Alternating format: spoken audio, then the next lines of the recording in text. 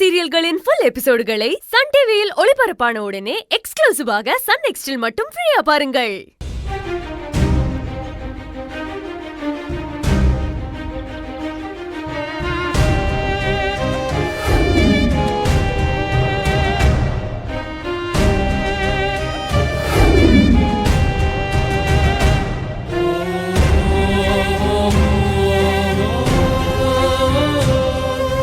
Sir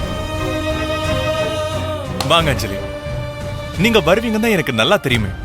அதனால்தான் வந்து மொட்டை மாடியில வெயிட் பண்ணிட்டு இருக்கேன். சொல்லுங்க.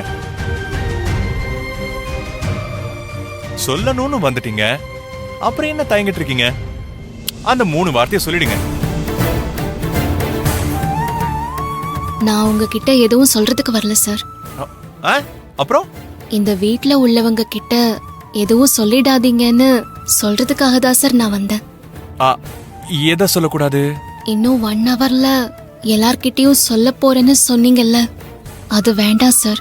அப்போ நீங்க என்கிட்ட என்ன சொல்லணுமோ அத சொல்லிடுங்க. சார் ப்ளீஸ் சார், நான் உங்களை கெஞ்சி கேக்குறேன். நீங்க எல்லார்கிட்டயும் உங்க மனசுல இருக்கிறத சொன்னீங்கன்னா என்ன ஆகும்னு தெரியுமா? நான் தான் என்ன வேணாலும் ஆகிட்டு போட்டோம், நான் பாத்துக்கிறேன்னு சொல்லிட்டேன்ல. Come on Anjali. சார், அது நீங்க நினைக்கிற மாதிரி சமாளிக்க முடியற பிரச்சனையெல்லாம் இருக்காது சார். அதனால வர பிரச்சனையெல்லாம் உங்களால சமாளிக்கவே முடியாது. இருந்துட்டு போட்டோம், அத நான் பாத்துக்கிறேன் அஞ்சலி. அது ஏன் பிரச்சனை தானே. அது எப்படி சார்? உங்களுக்கு மட்டுமா பிரச்சனையா இருக்கும்? எனக்கும் சேர்ந்துதானே பிரச்சனை. அதுக்கப்புறம் ஏன் நிலைமை என்ன ஆகும்னு யோசிச்சு பாத்தீங்களா? சும்மாவே இந்த வீட்ல உள்ளவங்க என்னை எப்படி நடத்துவாங்கன்னு உங்களுக்கே தெரியும். நீங்க பாட்டுக்கு இப்ப போய் உங்க மனசுல உள்ளத சொன்னீங்கன்னா என்ன கொன்னே போட்டுருவாங்க சார். அதுக்கு நான் விட்டாதானே? எனக்கு தெரியாதா நான் சொன்னதுக்கு அப்புறம் இந்த வீட்ல உள்ளவங்கலாம் எப்படி ரியாக்ட் பண்ணுவாங்கன்னு? என் மனசுல உள்ளத சொன்னதுக்கு அப்புறம் நானே இந்த வீட்ல இருக்க முடியாது. அப்புறம் நீங்க எதுக்கு இந்த வீட்ல இருக்கணும்? ஏன் கூட ஏன் வீட்டுக்கு வந்துருங்க. நான் ஏன் சார் உங்க கூட உங்க வீட்டுக்கு வரணும்? என்னங்க இப்படி கேக்குறீங்க? இது வரைக்கும் நீங்க இந்த வீட்ல பட்ட கஷ்டம் எல்லாம் போதும். ஏன் கூட வாங்க, உங்களை நான் ராணி மாதிரி பாத்துக்கிறேன். ஐயோ, எனக்கு ராணி மாதிரி வாழணுங்கிற ஆசையெல்லாம் இல்ல சார். என்ன விட்டுருங்க சார், தயவு செஞ்சு புரிஞ்சுக்கோங்க சார். உங்களை கெஞ்சி கேக்குறேன், என்ன விட்டுருங்க. ஏங்க இப்படி எல்லாம் பேசுறீங்க? உங்களுக்கு என்ன பிடிக்கலையா? அஞ்சலி, உங்களா தான் கேக்குறேன், இதுக்கு பதில் சொல்லவே மாட்டேங்கிறீங்க. என்ன உங்களுக்கு பிடிக்கலையா? ஆமா சார், எனக்கு பிடிக்கல. சரிங்க, ஆனா எனக்கு உங்களை பிடிச்சிருக்கு.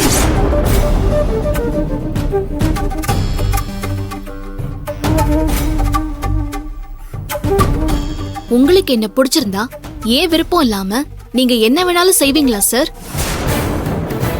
ஏன் வாழ்க்கையை பத்தி நான் தான் சார் டிசைட் பண்ணணும். அத முடிவு பண்ண நீங்க யாரு சார்? உங்களுக்கும் எனக்கும் என்ன சம்பந்தம்? உங்களுக்கு என்ன உரிமை இருக்கு சார்? இருக்கு. எனக்கு பழசெல்லாம் ஞாபகம் இல்லைங்கிற நம்பிக்கையில தானே இப்படி எல்லாம் கேக்குறீங்க. உங்களுக்கும் எனக்கும் கண்டிப்பா சம்பந்தம் இருக்கு. என் லைஃப்ல இதுக்கு முன்னால நீங்க இருந்திருக்கீங்க, அதை என்னால உணர முடியுது அஞ்சலி. சார், என்ன சார் உளறிட்டு இருக்கீங்க? உங்களுக்கும் எனக்கும் என்ன சார் சம்பந்தம் இருக்கு? நிச்சயமா இருக்கு. ஆனா என்னன்னு தான் இப்போ கரெக்டா சொல்லவே முடியல. சார், உங்களுக்கு தான் பழசெல்லாம் ஞாபகத்திலேயே இல்லையே. ஆனா எனக்கு எல்லாம் ஞாபகம் இருக்குல்ல சார். அதனால அப்படி இருக்கிறப்போ உங்களுக்கும் எனக்கும் ஏதாவது சம்பந்தம் இருந்திருந்தா எனக்கு தெரிஞ்சிருக்கும்ல சார். நீங்க தான் அதை மறைக்கிறீங்களே. ஆனா அதுக்கான காரணம் என்னன்னு தான் எனக்கு தெரியல. நான் எதுக்கு சார் மறைக்கிறேன்? நீங்களா ஏதாவது கற்பனை பண்ணிக்கிட்டு பேசிட்டு இருக்காதீங்க. உங்களுக்கும் எனக்கும் எந்த சம்பந்தமும் இல்ல. சம்பந்தம் இல்லனா உங்களுக்கு ஒண்ணுனா நான் ஏன் துடிக்கிறேன்? அது நீங்க என் மேல வச்சிருக்கிற அக்கறை சார். அக்கறைங்கிறது ஏன் கண்ணு முன்னாடி உங்களுக்கு ஏதாவது நடக்கும்போது நான் துடிச்சு போறது. ஆனா நீங்க எனக்கு கண்ணுக்கு தெரியாத தூரத்துல இருக்கும் போதும் உங்களுக்கு ஒரு பிரச்சனைனா ஏன் உடம்பு ஏன் துடிக்குது? ஏன் இதயம் படபடக்குது? அது ஏன் அஞ்சலி? உங்களுக்கு ஏதாவது ஒண்ணுனா எனக்கு ஏன் அப்படி நடக்கணும்? நிச்சயமா உங்களுக்கும் எனக்கும் ஏதோ ஒரு பந்தம் இருக்கு. அதனால தான் உங்களை தொடரப்பெல்லாம் எனக்கு பழைய ஞாபகம் வந்து போகுது.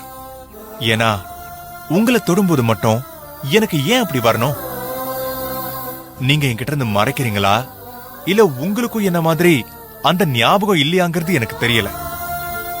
உங்களுக்கு ஒரு பிரச்சனைனா நீங்க எங்க இருந்தாலும் எனக்குள்ள ஏதோ ஒரு இனம் புரியாத உணர்வு ஒண்ணு வரும். உங்களுக்கும் எனக்கும் எந்த சம்பந்தமும் இல்லாம அப்படிலாம் வரவே வராது அஞ்சலி. அதனால கண்டிப்பா எனக்கும் உங்களுக்கும் ஏதோ ஒரு சம்பந்தம் இருக்கு. அதை நீங்க மறுக்கவே முடியாது. என்ன சார், நீங்க எதையோ நினைச்சு உங்களை நீங்களே கன்ஃபியூஸ் பண்ணிக்கிறீங்க. இல்லவே இல்ல அஞ்சலி, நான் கன்ஃபியூஸ் எல்லாம் பண்ணிக்கவே இல்லை. நான் தெளிவா இருக்கிறேன். என்ன அறியாமலே இத்தனை நாளா என் மனசு முழுக்க நீங்க தான் இருந்திருக்கீங்க. அத நான் இப்பதான் உணர்றேன். காரணமே இல்லாம உங்க மேல எனக்கு எப்படிங்க காதல் வந்திருக்கும்? சார், இதனால நீங்க ஏன் குழப்பத்துல இருக்கீங்கன்னு நான் தெளிவா சொல்றேன். உங்களுக்கு என் மேல காதல் வந்தது எனக்கு புருஷன் இல்லங்கிற அனுதாபத்தினாலதான். நிச்சயமா இல்ல அஞ்சலி. உங்க மேல எனக்கு வந்த காதல் அனுதாபத்திலன்னு சொல்லவே சொல்லாதீங்க. அதை நான் ஒத்துக்கவே மாட்டேன். ஏன்னா என் மனசு எனக்கு நல்லா தெரியுங்க. உங்க மேல எனக்கு இருக்கிறது என் அடி மனசு ஆழத்துல இருந்து வர்ற காதல்.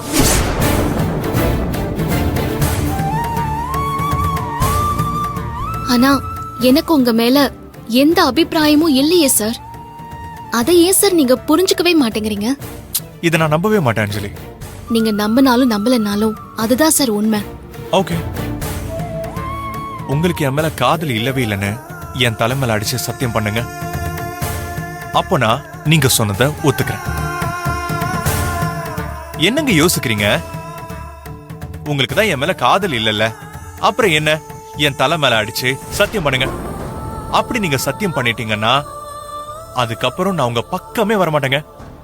யாருக்கிட்டையும் எதுவுமே சொல்ல மாட்டேன்.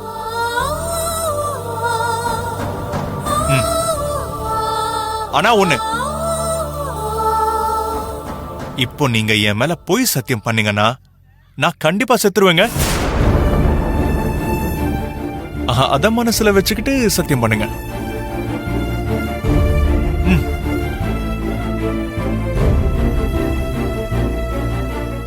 வேகமா சத்தியம் பண்ண வந்தீங்க, அப்புறம் எதுக்கு யோசிக்கிறீங்க? என் மேல உங்களுக்கு காதல் இல்லல, என்ன உங்களுக்கு பிடிக்கல, அப்புறம் எதுக்கு யோசிச்சுட்டு இருக்கீங்க?